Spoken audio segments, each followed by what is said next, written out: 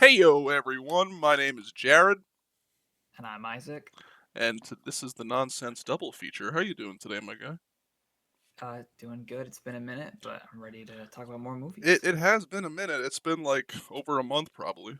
Um, plain and simple, I'm an anxiety riddled mess sometimes, so I had to take some time to handle that. But I'm all good again. So we're back in the swing of things, and yeah, I've watched a lot of awesome movies this month. How about you? Yeah, I've been watching some very famous movies that I was embarrassed that I hadn't seen. I think June was a month of knocking out some of those blind spots. Yeah, I really enjoy doing that, but at the same time, it's like when I'm not when I'm not thinking about doing. I don't know why my brain doesn't always go to blind spots. Whenever I'm like thinking about what movie to watch, it always goes to some like random niche thing. you know, it's funny. All right, but I figured we'd start today off by just talking about some of the favorites recently of this past month, because it has been a little while. But I figured you go first with that. Okay, I got this. So I actually started June by watching The French Connection, which I had never Hell seen. yeah, Again, embarrassingly, loved that. I yeah. think that has like instantly one of my favorite movie endings. He just kind of like runs off into the darkness. Oh Like that yeah, was like incredible movie. that's one of those movies where I thought to myself like while watching like if they cut to credits here, that'd be the coolest thing ever. And then it does. Oh, I love when that Yeah, happens. yeah. I watched in theaters for my first ever time. I got to see Brokeback Mountain, Nice. and that was blew my mind. Crazy good movie. That's a Obviously I'd really heard it big was hyped up, that's a and really then big blind learning spot. that this didn't win Best Picture and lost to Crash of all things, not the Cronenberg Crash, like the Right. bad Crash. Yeah. That was insulting. And then what was the other big film I watched? Oh, I watched my first ever Johnny 2 movie, which was Exiled, which was like the coolest thing ever. Hell yeah. Um, I love that Exiled. like the action was insane. And then what was the other big ones? I watched Paper Moon.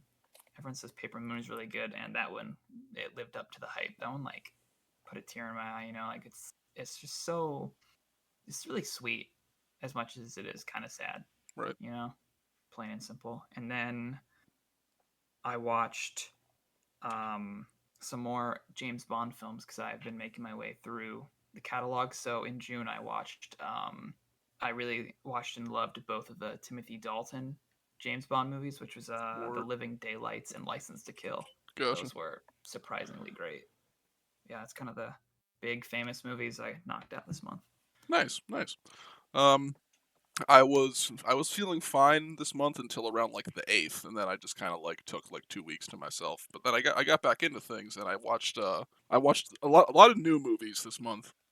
Like for this year, I watched Predator: Killer of Killers, and then Bring Her Back, and then 28 Years Later, which I loved all of those. 28 Years Later is an Oh insanely yeah, incredible those movie. are great. Yeah, amazing. I got around to a Johnny 2 movie as well. I watched Election, which is an insanely dense view of like triads in Hong Kong, and it is incredible. Um, I watched Casino, which was a big Scorsese blind spot Oh for me. Awesome oh movie. man, That sequence in the desert is something else. oh Um, man. I finally got to see City on Fire by Ringo Lamb, which that's been on my list for so long, but it came out on 4K thanks to Shout Factory, so I finally got to watch that, and it did not disappoint one bit. Amazing, amazing movie. I finally got to watch the original Ring, like from 1998 by Hideo Nakata, and holy hell, I immediately understood when I was finished with it. It's like you just immediately understand why this was such a catalyst for Americans getting into Japanese horror a lot, because it obviously has the very distinct, like, that awesome reason we love Japanese horror style. But it also does kind of lean into some like silly, more Western style horror stuff, and I thought that was funny, especially the ending. The ending is quite silly, but I liked it. It didn't ruin anything for me. Is it very different from the Gore Verbinski film? Because I've only seen the American I have version. not seen the Gore Verbinski one, so That's I really funny. couldn't It's tell you. like the greenest movie ever. It's awesome. Word. Um, and then finally, I got around to this new movie that I've been raving about. Colm's definitely heard me talk about it a few times. But I watched this French action movie called KO hey, don't laugh at me. No, I mean by you are right. You did yeah, tell me about this a couple but times. a guy, I think it's either Antoine or Anton Blossier from again, he's from France. But this movie stars Cyril Gane, who was a UFC fighter and a pretty good UFC fighter. He fought Francis Ngannou. He lost against Francis Ngannou, but still getting that fight was pretty crazy. But KO is so awesome. I did not have high expectations at all, but it is just so much fun. The action is like very well choreographed, very well shot, and supremely well edited. There's maybe like one or two little snafus, but who cares? The editing is so good. It really helps the action feel kinetic the entire time. There's really like every action scene is very well done, and there's a lot of action scenes. And Cyril Gane, like, for a former MMA fighter, gives a really impressive performance. I mean, it's not like dynamic or anything, but there's a few emotional sequences where I'm like, damn, this guy's pulling it out. This is kind of crazy. But just an awesome movie, and has a better club scene than Havoc. So that's that. Yeah. So surprisingly good, sounds like. Yeah, surprisingly good. I really enjoyed it. It was a lot of fun. I gave it like it's in my top 10. Of the year already. Yeah, this year. High praise. I actually put it above the Great Den of Thieves 2 Pantera. How could Yeah. we forget Oh yeah. the greatest movie called Den of Thieves 2 Pantera came out this Still year. one of my favorite movies of the year, like I very think easily. it's still in like the like top third of my list, I think. It's a good movie. Like That's very fun good. time. All right. Yeah, I think that wraps that up. But I believe you wanted to do some Mission Impossible rankings. Yeah, so since we're gonna be talking about the final reckoning, we're going into full spoilers. We'll be, discussing it. Since it's the end of the era, I figured we should both say what our Mission Impossible ranking is now that we've seen all 8 of them. Yep. Do you want to go first on that one? Or Sure. maybe I should I'll go first. Some people, take it away. pretty much every Mission Impossible ranking I find is controversial with at least some group of people out there. So It's because they're all good. yeah, it is what it is. But here we go. I'll start at 8 and go down. Coming in at number 8, the bottom, and the only Mission Impossible movie I would actually say is not that good is Mission Impossible 3 by J.J. Abrams. While interesting and sometimes well shot, and has an insanely great performance by Philip Seymour Hoffman, probably the best performance in the entire franchise, it's not enough to save it from being sensationally boring. So, sorry, Mission Impossible 3. Coming up in number Damn. 7, coming up at number 7 is Mission Impossible 2 by the great John Woo. And while I think the final third of this movie is insanely awesome, and I think Ethan's like ridiculous characterization is pretty fun in this movie, and this is the best Ethan hair in the entire franchise. It's true. For the most part, this movie is also pretty boring, but when it does get into the action stuff, it's pretty awesome. Yeah. Coming in at number 6, it would be Mission Impossible: The Final Reckoning, the most recent entry in this franchise. And this is not a bad movie by any means. I didn't love it. Didn't meet my expectations for the finale of the franchise, but certainly not as weak as MI2 or MI3. It's definitely a bit above that. Coming in at number 5 would be Mission Impossible, the original by the great Brian De Palma, which is really just one of the tightest, most underrated thrillers of the last, what is it, like 30 years now. Yeah, 30. Yeah, it's a sensationally good movie with just an amazing cast. So many like just sweat moments, it's incredible that the sequence was hanging from the ceiling, unmatched. Coming in at number 4 is going to be Mission Impossible: Ghost Protocol by the great Brad Bird. He's not pretty great, actually. Just Brad Bird. Um, this movie is a lot of fun, and it was obviously the beginning of the crazy stunt era from Tom Cruise, and from the opening minute of this movie, I was locked in. I love it. It's so much fun. That opening scene with him and Benji and that big screen that makes him look invisible on monitors. Love it. Coming in at number 3 is going to be Mission Impossible: Dead Reckoning, which was initially called Dead Reckoning Part 1, but obviously that changed when things changed. Awesome movie. So many crazy set pieces, and like the previous entries, well, no, like the upcoming entries, it is wire to wire, awesome. So much fun, so well shot. Ethan is just doing crazy shit the entire time. So many cool, fun mask pulls. The sequence with the green smoke, the fucking motorcycle jump, the train. Love it all. The cast is awesome. Coming in at number 2, this is where it might get a little controversial, is Mission Impossible Fallout. A lot of people say this is number 1 in the franchise, and I absolutely respect that take because the helicopter sequence and the bathroom fight are amazing. Oh man, so good. I mean, this is an incredible film. I don't think Henry Cavill is a very good actor. I don't think that's controversial to say, but for some reason, Christopher McQuarrie pulled out his most compelling performance ever in this movie, and he just plays the perfect number 2 to Tom Cruise the entire time. It's spectacular. Leaving only one left, coming in at number 1 would be Mission Impossible: Rogue Nation, which is Christopher McQuarrie's first Mission Impossible movie, and plain and simple, this movie is amazing. I think the stunt work is sensational. It is also probably the most James Bond like Mission Impossible movie.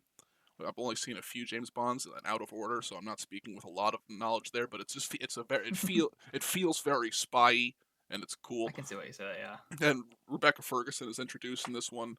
That sequence with her making the sniper out of like a cane or whatever it was, I forget completely, but the telescope. That's what it was. But that sequence with Ethan driving the motorcycles on the mountain and Tom Cruise's knees are coming within centimeters of hitting the ground, and you just the entire time he was doing that, man, if he hurt himself, he would have flown off the side of a mountain, bro.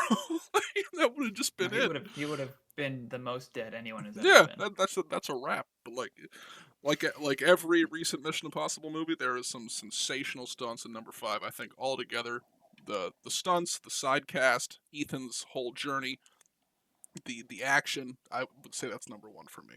Go ahead, sir. Okay, well, I'm glad that yours is so different from mine, so it's not kind of repetitive. We have a lot of differences, so that should be interesting. Um, I love all of these films for different reasons, but mostly for the same reasons. Mm. And in fact, I have 5 of the 8 of the films at a full 5 stars. So, like, when I say a ranking, like, I mean, it could be any of them. Yep. But I mean, I think now that I've seen them all and I've watched them all several times, I'm pretty confident in this ranking, mostly.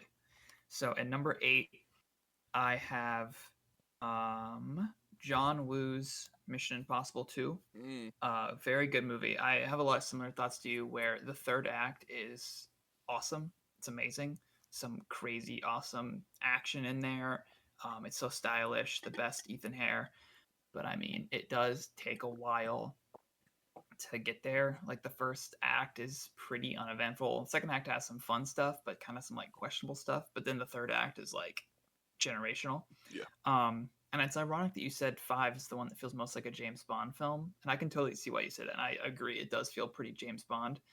Rogue Nation feels like a good James Bond movie. Mission Impossible 2 feels like a bad James Bond movie to me. It's like the one that feels like the most like James Bond to me, in the sense it's like the negatives of all of that. Like, I don't really like how Ethan's characterized in 2. Like, he just feels so different from 1, and then he changes back in 3. So it just kind of feels like the black sheep of the group, but it's still definitely a good movie. Yeah. It's number 7. I've got Mission Impossible 3. I actually like this movie. Yeah, no, you're a big But I fan of mean, this one. it's like it quite a bit. I think it's really great. It's just like in 7th place, like by default, just because all the other ones are just better. Mm-hmm. I love Philip Seymour Hoffman. I love how in the 3rd movie of this 8th movie franchise, you start out with the character being pulled out of retirement for one more job. I think that's just funny in retrospect. Yeah, it is. Because they didn't know if they were going to make more after this one.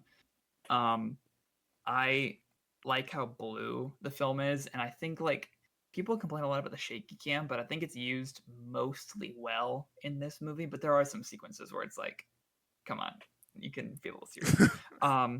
The best part about this film is that Ethan Hunt is a full-on wife guy. He's like trying to save his wife, with anything for his wife. It's just really funny, the scene where he is like, "You're gonna have to kill me, and then you have to bring me back to life to like short circuit the explosive in his brain." Like that's one of the best bits in the entire franchise to me. When there's 2 Philip Seymour Hoffman, so it's Philip Seymour Hoffman playing Ethan Hunt playing Adrian. Was that the guy's name? No, Davian, not Adrian. Right. Yeah. Owen Davian. So it's Philip Seymour Hoffman playing Tom Cruise playing Philip Seymour Hoffman. It's like some of the best acting, like you said, from the franchise. So that one's really fun.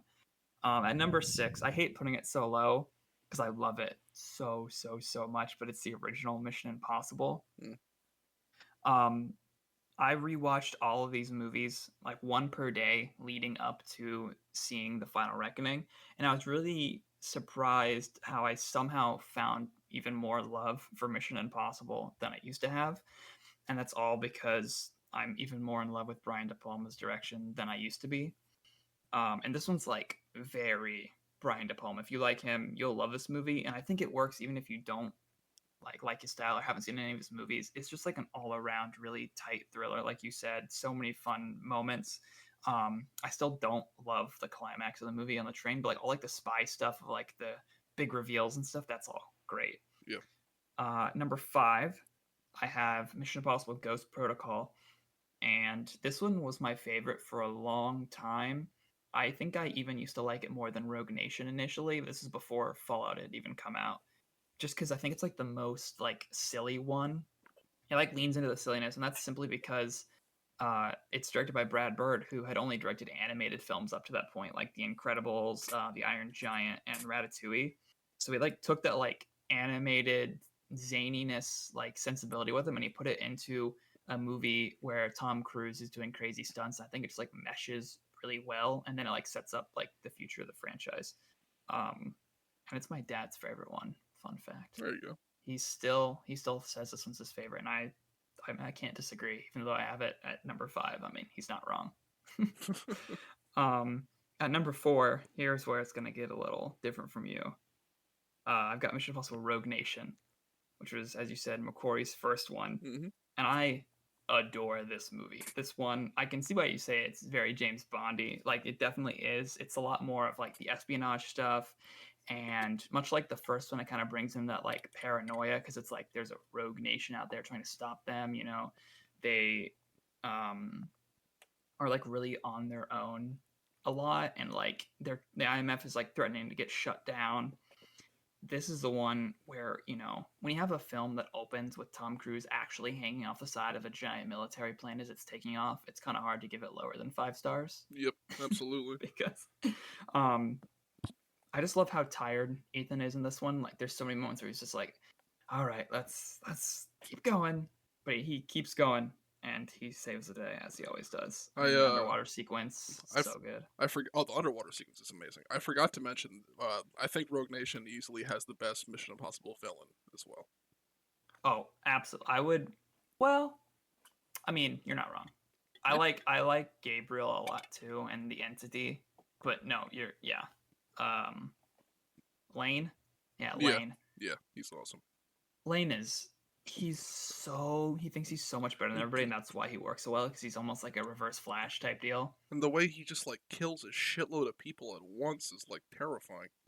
Yeah, he doesn't give a shit. It's hilarious. Yeah, dude's nuts. And then at number 3, this is probably my most controversial. Number 3, I have Mission Impossible Fallout, which, as you said, most people think it's the best one, and they're absolutely right. Like one of the best films of the century, period. I just prefer the other two slightly more, just because they lean into slightly more what I like about the series. Like the reckonings are more made for me, but Mission Impossible Fallout, seeing this in theaters changed my life. I was like, I didn't know you were allowed to do this. I didn't know you could just make the 6th movie in your franchise the best one. Like, how often does that happen? Where the 6th one is just like, hey, this is the best movie ever made. It's like, okay. Henry Cavill's great in this movie. I think he's really good as Superman in Snyder's films, and I think he's good here. But everything else I've seen from him, I don't think he's that good of an actor. Yeah, no, it's unfortunate. But under specific directors, I think they like know where to play into his strength, and I think his strengths are very much like he's much more of like physically imposing in this one, and it's not really until like the 3rd act when like you can really like see his more like dramatic acting when he like is like just angry and like he's like spiraling and like trying to stop Ethan, but he can't, so he gets increasingly more frustrated and more hurt, which makes him more frustrated, which makes him more hurt. It's like Oh, it's so good. And the way he dies with like the hook off of it, Oh absolutely incredible. yeah, no, Like I mean, that whole this third act is movie, nuts. like, uh, it's so good, and it just feels like the most like visceral to me of all of the ones, if that makes sense. Like it's like the one that I can like feel the most. Like I like feels cold and it feels like brutal. Just something about Fallout just kind of stands out in that way. And then my top two, I keep flip flopping them, but I think I've finally settled on what I want. And I've got number two being Mission Impossible: The Final Reckoning, simply because it plays into like so much of like it like legitimizes Ethan being like essentially Jesus. Not literally Jesus, but like he's like Jesus. Like he's not gonna die. Like he's not gonna die. Like there's literally a line where he's like the entity says, "You are now the chosen one," where it's like he's just not gonna die. Like that's the thing. So they play into that and they make you do the craziest stunts. It's like the most like heightened reality. There's like some like borderline surrealist like sequences when he's like plugging into the entity, and just everything about how like desperate this mission feels. Like you feel exhausted like 10 minutes in of just how are we even going to do this? And you've seen them do 7 impossible missions before this and you're like this one literally might be impossible. So the fact they still keep making it feel impossible while also it's going to be like he's going to save the day, like it's just a testament to Christopher McQuarrie, the fact he could just like up himself essentially with all his films, like all the stakes. And you have like two of the best like set pieces ever being the submarine chase, the not chase, the submarine um escape, really, where he has to go grab the source code, and that one is played almost like a silent film because there's like no dialogue for like a good 15 minutes as he's retrieving this, and like things are falling and it's like flashing, so the sequence looks beautiful because it's like flashing red and blue, and like all the water, and they're like rotating the set, like it's mind boggling. And then you have what's on most of the posters is the biplane chase where he then jumps from a red biplane to a yellow biplane and then hangs off of the side of it for real. And then he jumps out and plugs in the kill switch at like the last second.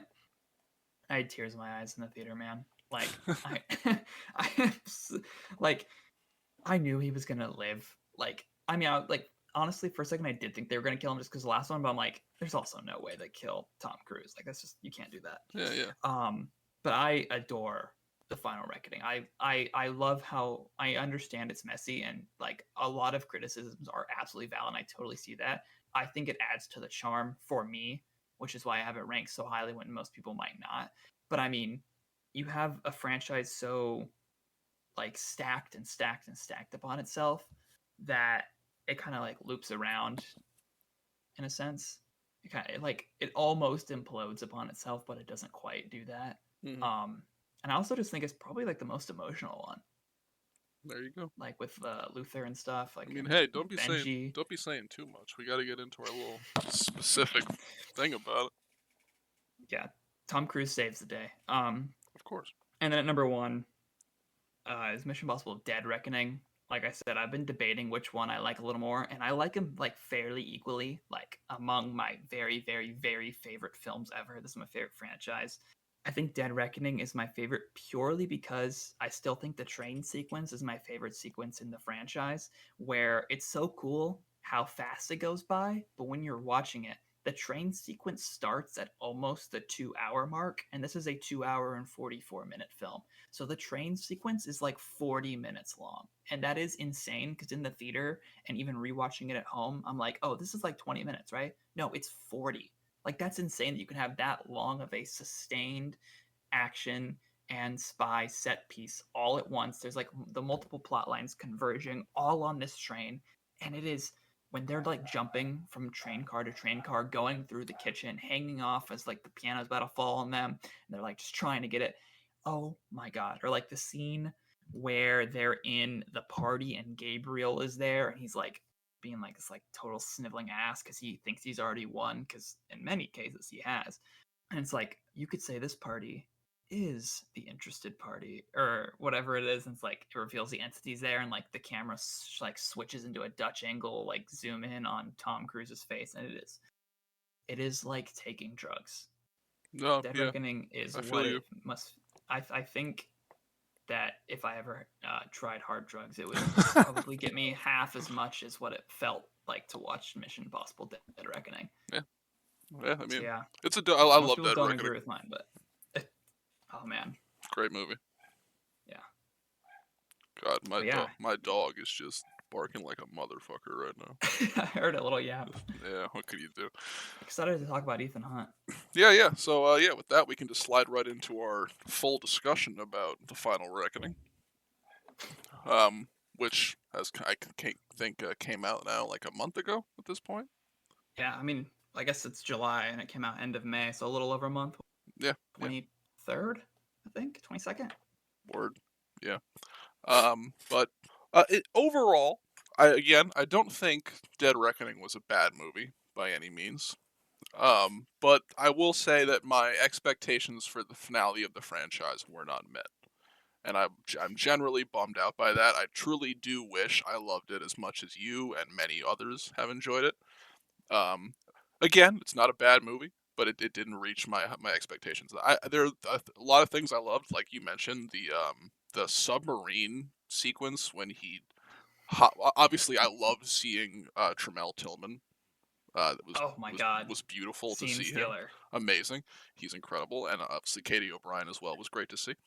But when he hops out of that submarine and just kind of like floats as this gigantic, massive Russian submarine goes past him, like that is the one of some of the coolest shit in this entire franchise. Like, I don't know if I've said it on here before, but I love movies with people underwater. For a lot of the time, I just think like underwater cinematography is a challenging, weird, cool thing. No Like wonder you like James Cameron so much. exactly, yeah, and like if you go watch the original Creature from the Black Lagoon, there's some insane primitive underwater photography in there that just the water looks like deep black and it's sensational. But anyway, um, watching that submarine go by is amazing, and then he finally makes his way into the down sub, which I'm forgetting the name of it, but the name of it was so cool. The Sevastopol. Yeah, the Sevastopol. So he goes in, and yeah, like you said, it's silent for so long, and it's just him like moving around this flooded sub. Um, It's just like the sounds of a suit and the sound of him breathing, like the sound of like the sub moving as it like rotates off, it's like the yeah, metal like yeah, churning and twisting. It's like it's horrifying. amazing. I know Christopher McQuarrie is like producing or writing a movie about Tom Cruise like underwater. Like I think he's like an astronaut underwater for some reason. That aspect hasn't been Yeah, explained yet. Deeper. Right. I Yeah. think it's gonna be directed by Doug Liman, who did Edge of Tomorrow. Word. Yeah, that should be cool. So I mean, I'm excited for that. But the submarine sequence is fantastic, and like you said, the biplane is so tremendous. Watching like again, just like completely life risking shit the entire time. And it rocks. I loved all the stuff with the room, the meeting room full of all the people in the government and Oh my god. the president, and it was lovely to see Nick Offerman in this movie. I think he described like to Jimmy Fallon or something that he fell in love with Tom Cruise while he was making the movie. Because like working with Tom Cruise was like is just he'll go around and give like everyone like specific like instructions, and he like Nick Offerman described that like he like looks very like deeply at you and like doesn't like even flinch from looking away from you the entire time he's That's talking how to you. Matt Damon says it too. Yeah, like, it's just like it's I so think funny to everybody's think just in about. love with Tom Cruise and they don't realize it. Yeah, no, like he seems like an interesting guy to work with for sure. Um, but again, not a bad movie. I thought the ending was pretty awesome when he just falls out of the sky like that, and then he eventually hits the parachute and he just kind of walks off into nowhere. And it was hilarious to see the people go crazy online, theorizing that when he turned around and walked away, he was walking away with Ilsa. It's like, what are you what are you talking about? That was insane. Yeah, yeah. He was walking away with Christopher McQuarrie because Christopher McQuarrie was in the shot. Yeah. No, he was in that shot for a second. That's pretty funny. Sidecast was lovely. The usual Simon Pegg and Haley Atwell. I thought it was pretty funny that Grace and Ethan, at least in this movie, I felt like in the last movie they were developing some romantic chemistry somewhere. In this movie, they are just hey, I'm hot, you're hot, let's make out. Yeah, no, they there's no It- depth to it. It just there's kind of not. happens. Yeah, it just happens. It's so funny. And I loved the return of what's his name, the analyst. Rolf Saxon, Yeah, Rolf Saxon. Uh, but legendary. that's one of the very few glup shittos, just like nostalgia cameos in this recent era of franchise stuff that I really really enjoyed top to bottom. So that was No, pretty because it fun. works so well in the It does. context of like the film and its themes, where it's like every choice, like what Luther says, like the your life is the sum of your choices. Like, yeah, he screwed over this guy in Mission Possible 1, but it ended up him being happier than ever and like meeting the love of his life. So like it was really worth it in a sense. So Yeah. it makes like the themes of like like this was all worth it. Like it's all for something. Like we're here to help people. Like we're Right. here to save the world. If you save one life, like you got to break some bones along the way, but I mean, things heal. And I'm glad Sometimes heal it better. he was like along for the ride the whole time after that. They didn't just like keep him in his little Yeah, spot. so I heard that they had him originally, and then Christopher McQuarrie liked working with him so much, like in the cabin scene. I don't know if it was like in rehearsals or like while filming. I have no idea, but they said like originally he was just gonna be there for that one scene as like a objectively a glove shithead, just like appearing as a cameo from an old movie for you to point at the screen like, oh, that's the guy from the movie. But then they liked working with him so much, so like we're gonna write you into the third act. So he's like along for the ride. He goes to South Africa to the Doomsday Vault with him. He's like the one defusing the bomb. Like he makes it, and he's like keeping like everybody like level headed in the end too. After Ethan like runs to chase after Gabriel, like it's like he's like the dad of the group. It's really Yeah, no, awesome. he's you know, a lot of stuff there. There's one other scene when they're in the Doomsday Vault that I thought was like hilarious.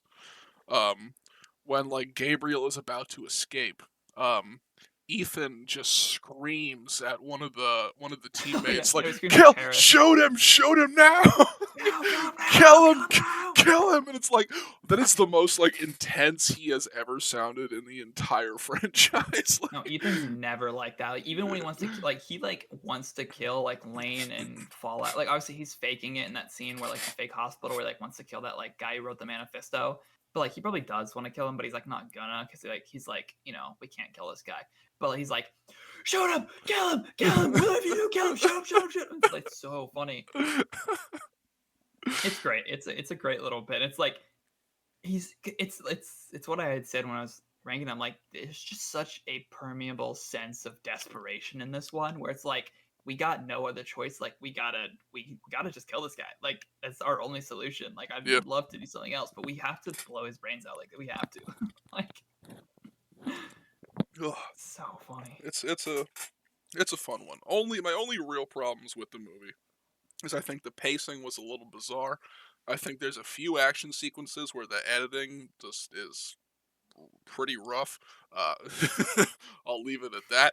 Uh, I thought Luther was just I thought his death was pretty lame. Unfortunately, I didn't love the way You that thought it went. was lame, really? Yeah, it did. I did. I I'm I sorry. mean, obviously, I was really sad to see him go, but like, it made sense. I feel like the fact they made him like sick in between movies was kind of weird because then it was like, well, he's gonna die anyways.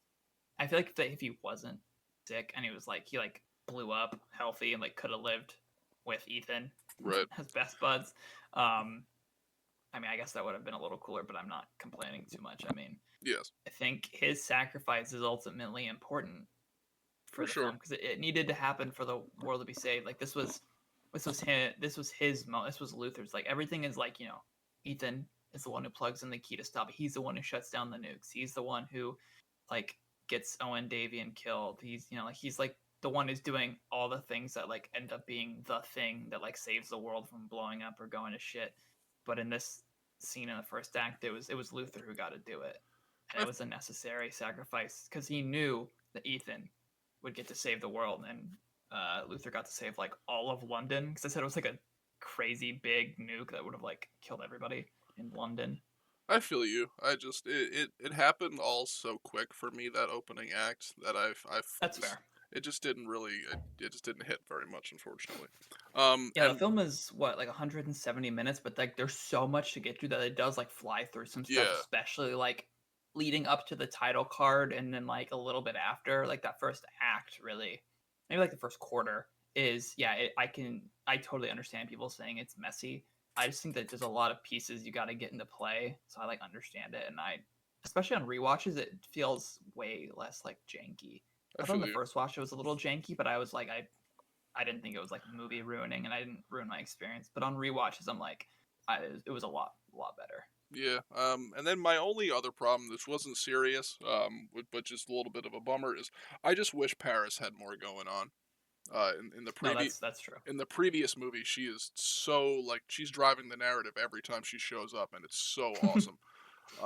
Like that scene with her and Ethan in that tight little outdoor corridor is just amazing. Oh, That scene when she's driving the big truck, like, oh, it rocks. But in knocks through all the scooters. yeah, but in the final reckoning, she's just kind of, she does have cool moments and she's doing stuff, but she's just kind of there. And I She's do, on the team. yeah, I wish she got a little bit more going on. That's all. But aside from that, I not still not a bad movie. But I'll turn the rest over to you, my guy.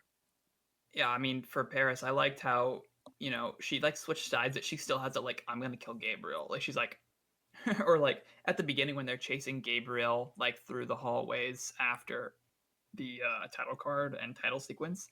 Um, who is it? What was his name? The actor's name. It was like Greg Tarzan Davis, I think it was. Yeah, something like that. Um, yeah, what was his name? Is it Greg Tarzan Davis? Yeah, Yeah.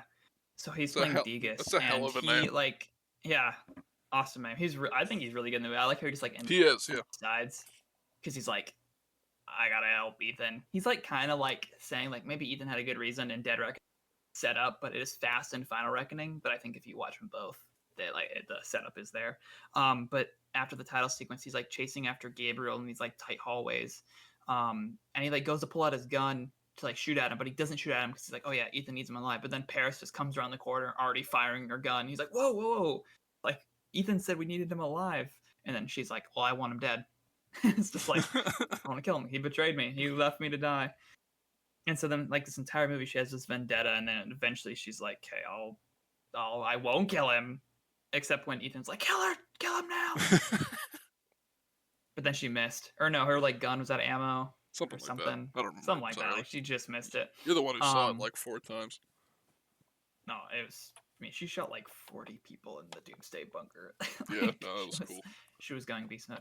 Um, I think the thing about this movie is like it holds off on the huge stunts for a while. Like within the first third, there is definitely action. Like there's the scene where he gets captured with Haley Atwell and he has to break out, and there's like it's a shot and it stays on Haley Atwell as you hear the most like horrific violent sounds. And then it like cuts back to Ethan after not showing the action. There's like an axe in this guy's chest, and it's like he clearly went like crazy violent on him. So I think that was kind of like like a Looney Tunes moment. It was like really funny. Um, but then it takes a while to build up to like the huge set pieces, which I thought was really cool because there's like a whole lot of time spent like in the boardroom with the president, played by Angela Bassett, who I think is probably the best performance in the movie. Like she's like That's fair. really good in the movie.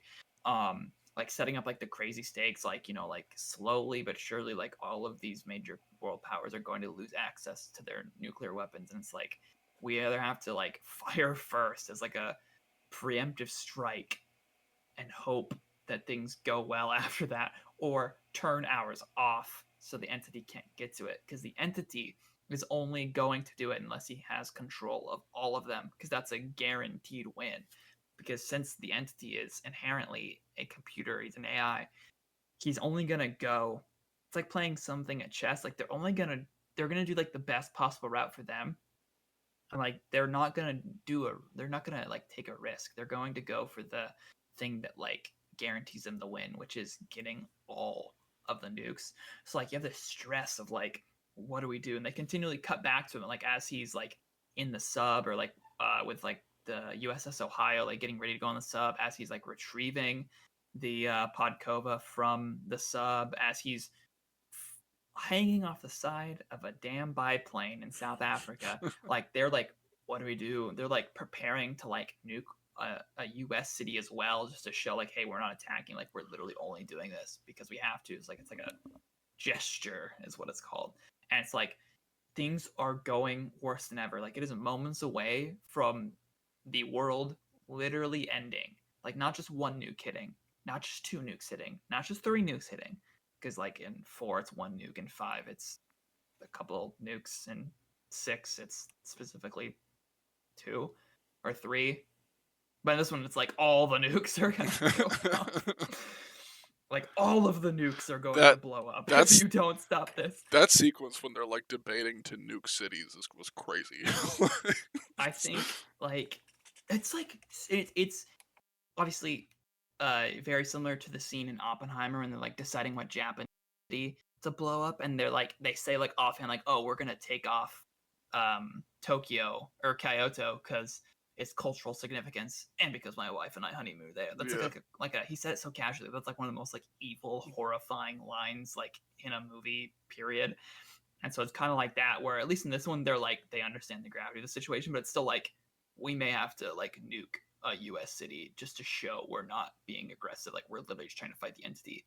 Like everybody is on DEFCON 1, and I mean that like in like a metaphorical sense too. Like everyone is like about to pounce. Everyone is freaking out. Everyone is as desperate as can possibly be. It's like the most stressful movie since like Uncut Gems, for very different reasons.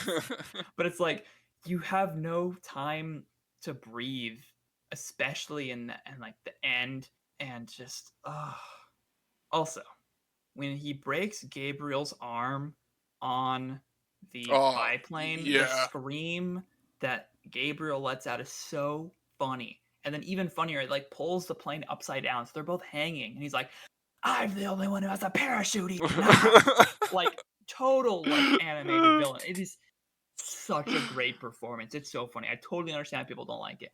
It is so thoroughly my shit. He's so extra, and he's just like, who's gonna stop me now type deal.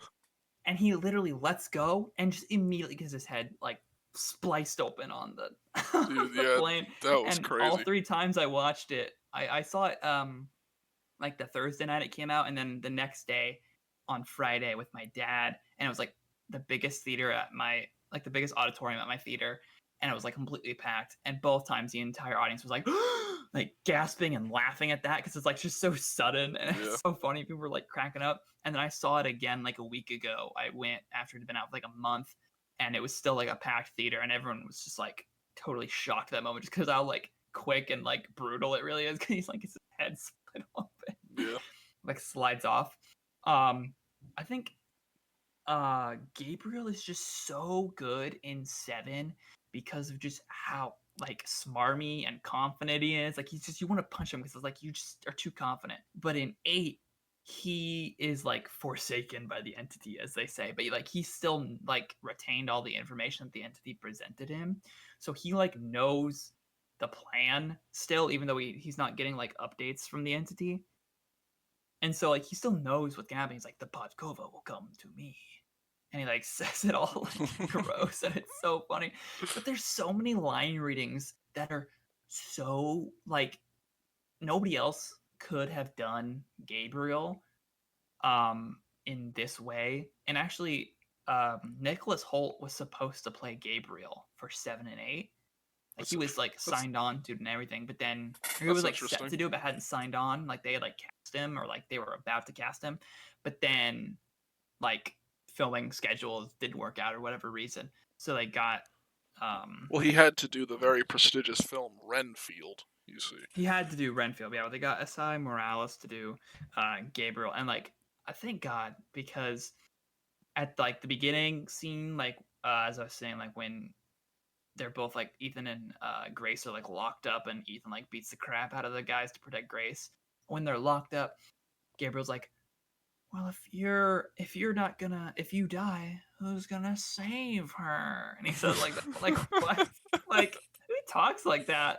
Like in a good way. I'm like, that's so perfect for like a villain for a movie that's trying to blow up the world and let an evil self-learning AI be his master. Like, he wants to control an evil self-learning AI. Like, that's exactly how it should be. It's like, I didn't just bring one plane, I brought two as a spare, just in case. It's like, what? Yeah, no, he's Oh ridiculous. god. No, ridiculous, but like in a good way. And Yeah. then speaking of crazy good line readings, in both Dead Reckoning and this one, I think the most like amount of lines that have insanely good line readings is Henry Cerny as Kittredge. Every single line he says in both of these movies is the greatest line reading of all time. Like, Henry Cerny is like, if it's not Angela Bassett giving the best performance in this movie, it's Henry Cerny. I'm being dead serious. Yeah, he's He great. is so good in this movie and in Dead Reckoning. Um, what have I even not talked about? I just love this movie. I don't know. I love this franchise. I thought it was like, yes, it's messy, but I wouldn't have it any other way. You know? All right, no, I mean, I'm glad. I'm glad you enjoyed it quite a bit. I Yeah. wish I enjoyed it as much as you, truly. You still like it. That's important. You didn't hate Yeah, it. no, it's not a bad movie. You didn't even dislike it. No, I did. I did not. All right, moving on to the next one here. We are going to talk about the amazing, the lovely, the beautiful The weird. Godzilla versus Hedorah. Yeah. Godzilla. Yeah, this is one of my favorite Godzilla movies. Probably the best of the Showa era. It is phenomenal. Mr. Collin, it was one of your first forays into Godzilla. So why don't you take it away? Yeah, so my experience with Godzilla is very embarrassingly limited. I have seen all of the recent American MonsterVerse films. Um, I saw like Godzilla vs Kong and Godzilla vs Kong: The New Empire in theaters. I think I definitely saw the new one in theaters. I forget if I saw Godzilla vs Kong like because like that was like in 2020 or Yeah, 2021 no, that was where in they were like COVID. dropping stuff on Max like on the same day as theaters. But I watched it like right when it dropped, whether Uh, it was in theaters or on Max. So my mom loves like Godzilla and King Kong, and she like specifically these ones. She just likes these ones because they're like dumb and fun. So I'd seen the American ones. I had seen the original Godzilla when I was like young, and I rewatched it recently. Like, I rewatched it in May, and like essentially that was like my first watch because I forgot everything. Like, I didn't get it as a kid, and then I'd seen Godzilla -1 in theaters. So my like knowledge is very barren because it's basically just the recent stuff and the original. So I hadn't seen anything of the Showa era at all, except is the original counts, right? Like, because that was the I, company or I, whatever. so every time I look, well, no, Showa is the era of Japan. So The era it's of Japan. I didn't yeah, know what Showa meant. it's Like, about my knowledge is so lacking. it's about like who's the emperor, I believe. And Oh, yeah, at the time it was the that makes emperor. sense. The emperor was the guy who was the emperor during World War II. He was the Showa era emperor, and then the Heisei era started, and that's the different emperor. I don't remember what all the other ones are called, but that's that.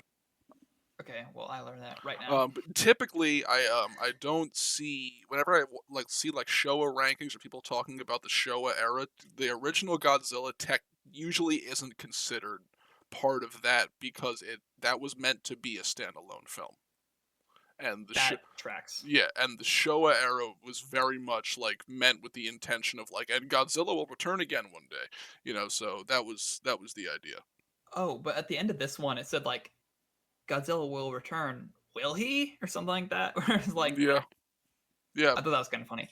But so this was like my first not serious classic Godzilla movie because like the first one is very like dark and it's like very serious. It's dealing with like it's like a direct reflection on the bombings of like Hiroshima and Nagasaki post World War II Japan. Like, it's like a very like reflective film in that way. Like, yes, it's a giant monster, but it's like at its core that's what it is. Where this one is like Godzilla's gonna fight a giant space monster, so it's a little different of the vibes.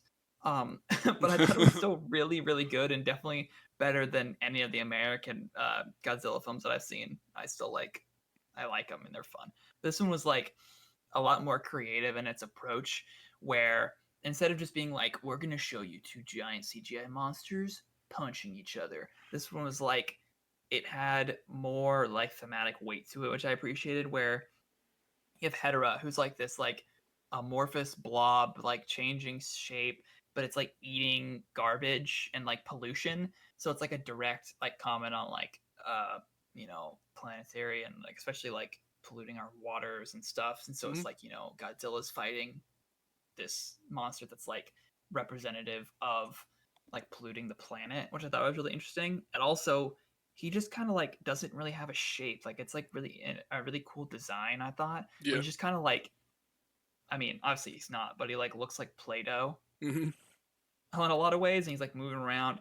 And then they did some like really interesting stuff where there was some like animated sequences of him. I thought was like that was like mind blowing. I was like, what is going on? Like I can't believe they're doing this. Um, and then I thought like I obviously it's not as dark as the original, but like there are still some moments of like they're like they're still dealing with like the destruction caused by these giant monsters fighting, even though Godzilla is like protecting us now. Like there's still like a fear of Godzilla in this one, which there's not as much of a fear in like the more modern like Godzilla versus Kong ones. Like nobody cares if the city gets destroyed. Like yes, the city's getting destroyed, but there's not like a lot of like discussion about that. Where in this one there is, Yep. and so that was great scene. There's like this sequence where it's like all like on the news. So it's like a bunch of different like TVs like flashing through like the different like news channels. It's like Godzilla and Hedorah and their fight and like dealing with it and like the destruction. And I thought that was like I thought it was really interesting and really cool. Nice, my guy. Well, I guess I'll hop on now. Definitely. Take it Um, away. You're the expert. I love this film. I've seen every Godzilla film except for two. I haven't seen Son of Godzilla or the original Godzilla versus King Kong, purely because were not available to stream at the time I was doing my whole Godzilla run. But I definitely will watch those movies eventually. But I've seen all but two, which is I think a total of like 30 something Godzilla movies. It's a lot. So it's quite a bit. But I love Godzilla. He's amazing. The Showa era is probably altogether the best era of Godzilla ever. There's definitely some fantastic films from the other eras, but I would say pound for pound, the Showa era was the best time for Godzilla.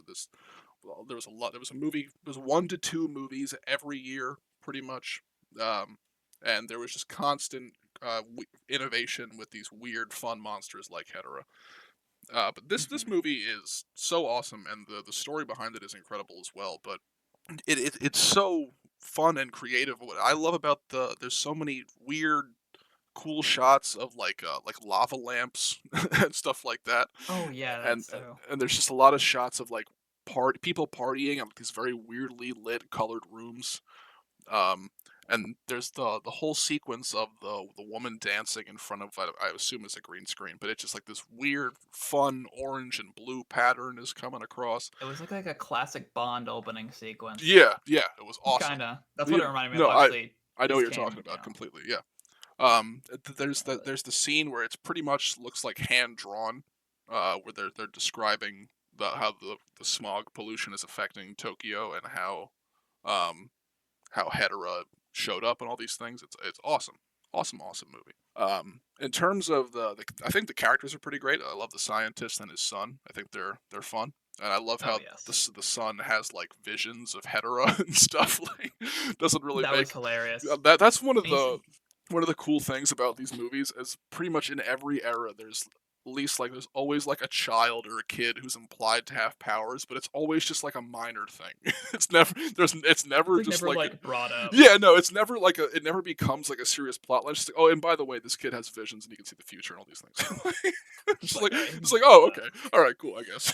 he's like also like really chill around Godzilla. Like everyone's like screaming around away. He's like, oh, hey Godzilla, thank you. Yeah, no, he's the man. Like he's like chill.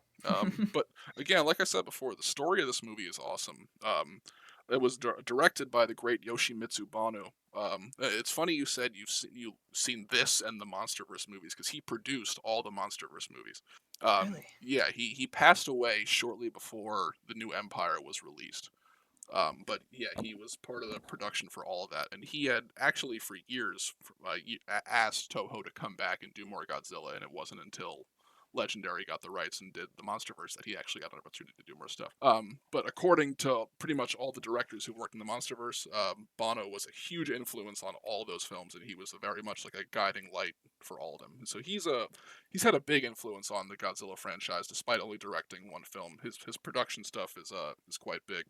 But so also with this movie, he directed it, but he had some assistance by the great Ishiro Honda, who of course made the original and is responsible for directing all a few Godzilla films. But he was on set for the entire thing of this movie. Ironically, the producer for this was Tomoyuki Tanaka, who produced like a ton of Godzilla, and he was ultimately the creator of Godzilla as well. Um, but so Tanaka was actually sick for like a decent portion of production, and so Bono saw this as an opportunity to do a bunch of scenes that he knew that Tanaka would have hated. Like so, a lot of like that sequence with the hand drawn. I'm pretty sure that's one of them where like That's great. he knows like Tanaka wouldn't have been into it, but he just did it anyway because Tanaka wasn't on set to do it, and Ishiro Honda probably liked it all too. This film also released to like terrible critical reviews. It was Really? Yeah, it was mostly ignored. But and then the people who did actually review it said it was pretty stupid, and the stupidest scene was Godzilla flying in the air using his atomic breath. No, that was hilarious. That was the Listen, best part of the movie. silly as shit, but it's funny and I love it.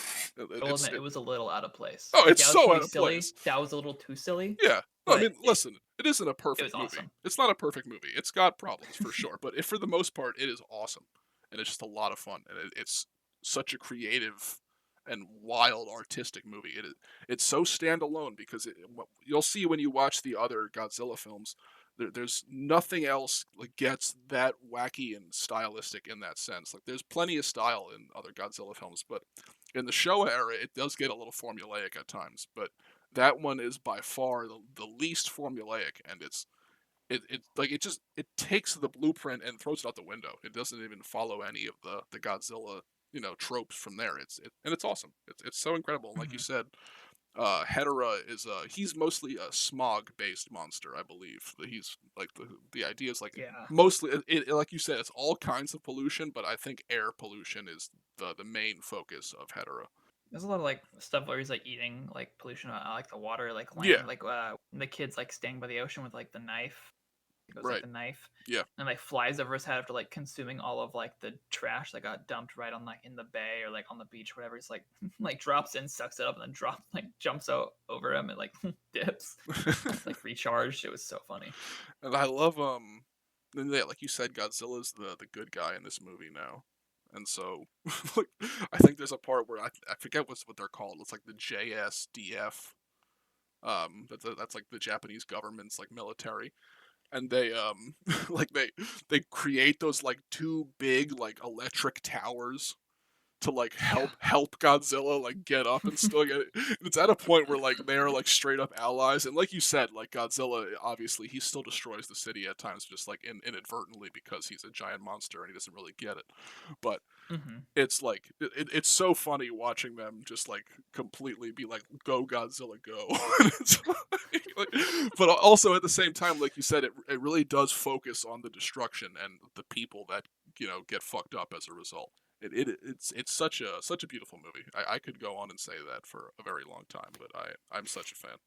Yeah. I mean, I it was definitely like probably the perfect film you could have recommended for me to like get me to have the motivation to watch more of the show era because like um it just like gets me interested in like the silliness of it all. Like I understand that like I'm sure some will be a little more serious, but some will also be more silly, and I'm kind of down for all shades of it because like I like the MonsterVerse films just fine.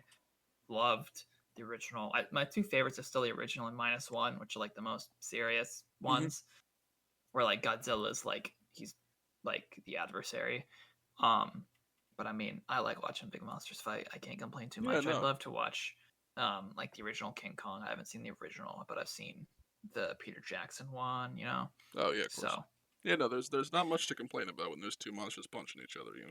That's pretty much yeah, how I this feel. one the movie looked good, and the monster like it was interesting how it still had like Godzilla was representative of atomic bombs, or like nuclear war, and then in this one it was like environmentalist, messaging of Yeah, it is destroying ourselves with pollution. So I liked there, that instead of there's just being like, definitely hey, there's definitely a few Showa films that kind of just trail off and do their own thing, but for the most part, that whole message of like how humans are damaging the world itself is just a big part of that whole era of Godzilla for sure.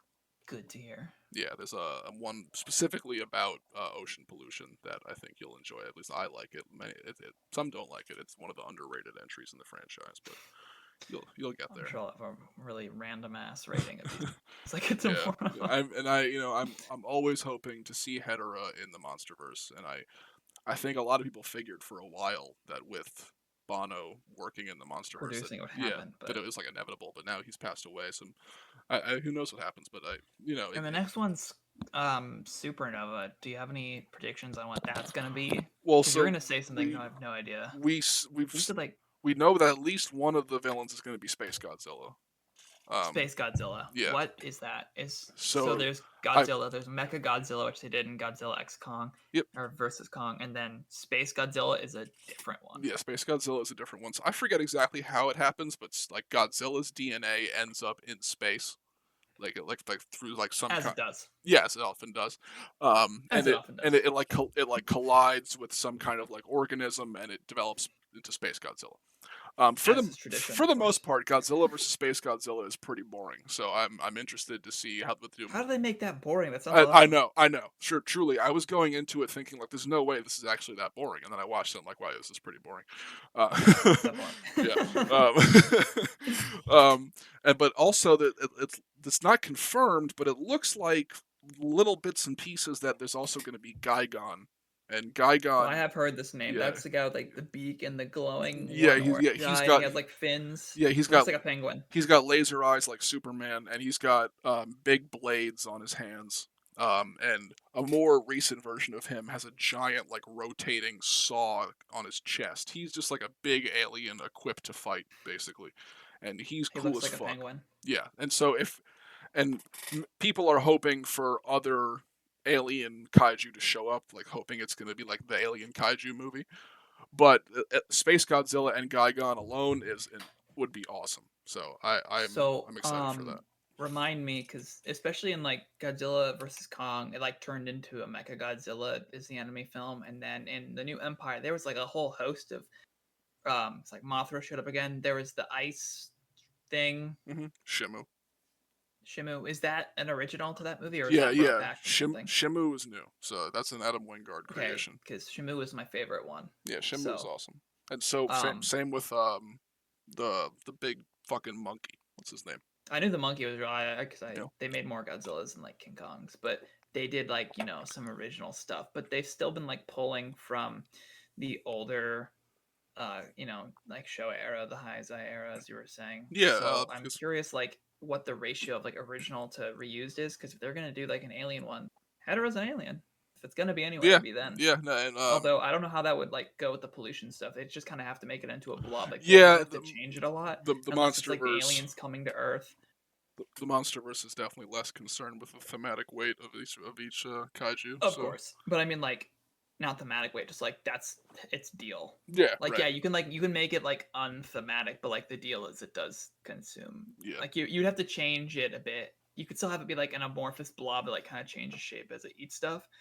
I'm just kind of hoping that the next one has them build a huge rocket and they just kind of strap Godzilla to it and just kind of like shoot him out into space, and then like they're on like a meteor in space. That's just my hope, just because I want to see them fight in low gravity what if in the space. movie opens with Godzilla strapped to a rocket and he fires out and he like somehow creates Space Godzilla? I want there to be a shot of like Cape Canaveral where they're like launching like snap zoom out and you see like a rocket that's like 50 times larger, and like Godzilla's just kind of like holding on to it like what's it called, like a electric bowl at like a bar. Right. Yeah. That's what it should be. Adam Wingard, call me up. That's my idea for the opening scene. Yeah. Is it No. Adam Wingard coming back for the new one? No. No. It's a new guy who's not really directed anything. So interested to see how it goes. Honestly, that's how I like it. Yeah. It should be. They should let somebody just because Um, nobody has any expectations at that point. yeah, but then also, Mechagodzilla he goes way back. That's an Ishiro Honda creation.